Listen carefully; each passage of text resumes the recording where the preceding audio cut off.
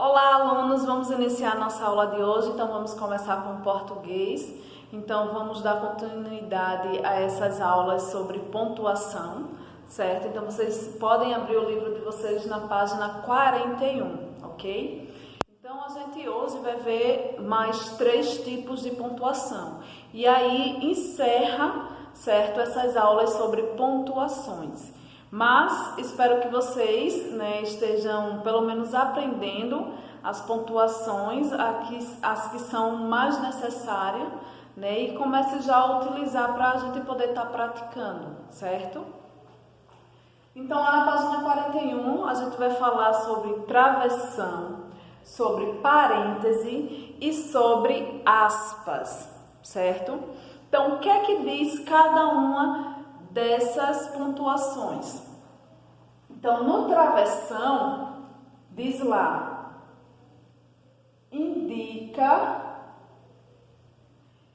um discurso direto. Então, o que a gente mais está estudando desde quando iniciamos as aulas é sobre o discurso direto. O que é o discurso direto? É a fala de um personagem.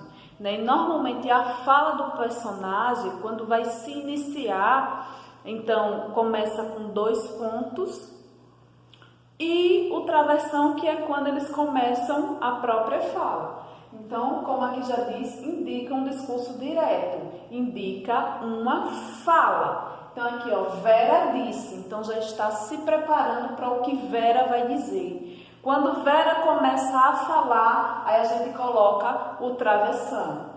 Que noite agradável, foi o que a Vera falou, tá certo? Então, quando a gente vai falar, um personagem vai demonstrar uma fala dentro do nosso texto, dentro de alguma produção literária, de um livro, que tem fala, então é sempre representado por um travessão. Eu acho que essa é a pontuação mais fácil de se entender, diante das que a gente já estudou, até porque a gente vê muito nas nossas histórias quando a gente lê, certo? O parênteses, sim, o parêntese. Qual é a regra do parêntese? Onde é que a gente usa o parêntese?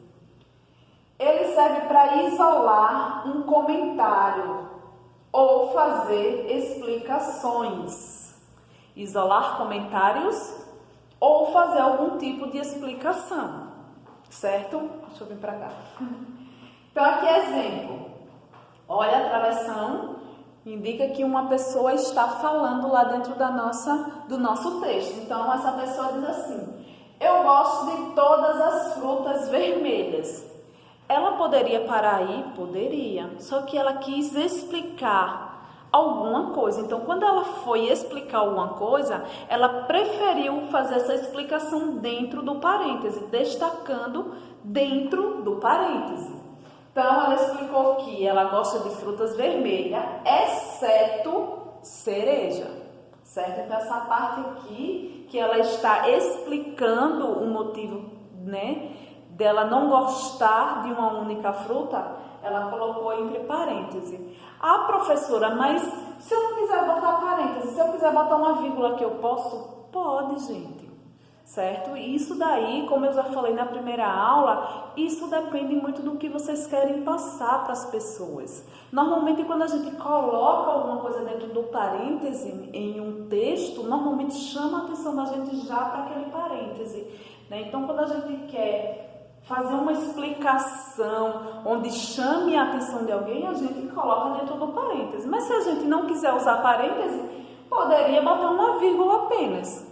Certo? Não é errado, ok? Então, depende muito do que a gente quer passar para as pessoas, certo? Se a gente quer uma coisa em destaque, se a gente quer que as pessoas tenham atenção para aquela determinada coisa, a gente normalmente usa um parêntese, usa uma aspa, tá bom? E aí a gente vê aqui as famosinhas aspas que eu acabei de falar agora. Aspas. Ela indica uma citação ou destaca uma expressão. Tá vendo? A aspa aí também destaca uma citação ou uma expressão. Lembra que no discurso direto, para a gente reconhecer um discurso direto, Se tem também aspas, então, a aspa representa um discurso direto. E por que representa um discurso direto? Porque as aspas, ela indica uma citação. Uma citação é a fala de alguém. Então, quando vocês estão lendo um livro, e lá no livro, ou um texto qualquer, e lá no texto tem aspas em alguma expressão, é porque foi a fala de alguém. Eu estou dizendo, eu escrevi a fala de uma pessoa, de algum autor, de algum poema que não é minha, não foi eu que criei. Então, se eu não criei aquela citação, aquele poema, então eu sempre tenho que colocar aspas, que é para as pessoas entenderem que aquilo não foi meu, não foi criação minha, foi criação de outra pessoa que eu achei bonito, que eu gostei, achei interessante e coloquei dentro do meu texto, tá certo? Então, basicamente, as aspas servem para citar alguma coisa ou para destacar uma expressão.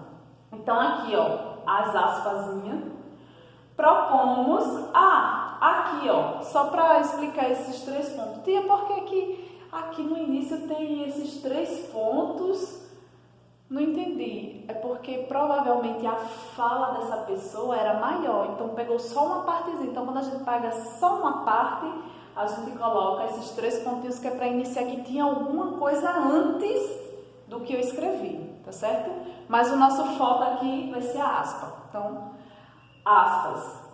Propomos a elaboração de uma torta de legumes com queijo, massa de espinafre e bolo de maçã com canela e banana picada. Fecha aspas. Explicou Juliana. Então, você vê aí, ó, que é a Juliana que falou isso. Certo? Ah, professora, se é uma fala, então tinha que ter outra versão. Se for uma coisa criada pela gente, sim. Mas se for uma coisa que eu retirei de algum livro, eu não posso fazer isso. Eu tenho que colocar as aspas, que é para dizer que isso foi retirado de algum lugar. Que isso foi uma fala, né? Uma criação de outra pessoa, tá? Então, as aspas, elas servem para isso. Para a gente identificar essas citações, essas criações, né, de alguma coisa de outra pessoa, que não foi nossa, certo?